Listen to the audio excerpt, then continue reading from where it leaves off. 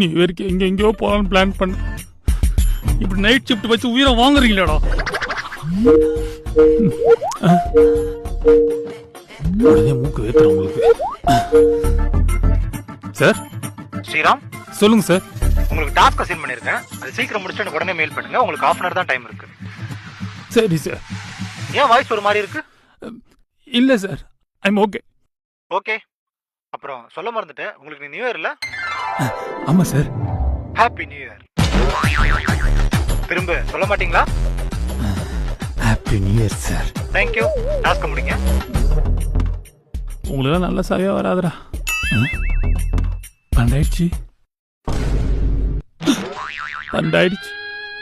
தோழர், தோழர், happy new year தோழர். ஹாப்பி நியூ இயர் தோழர்.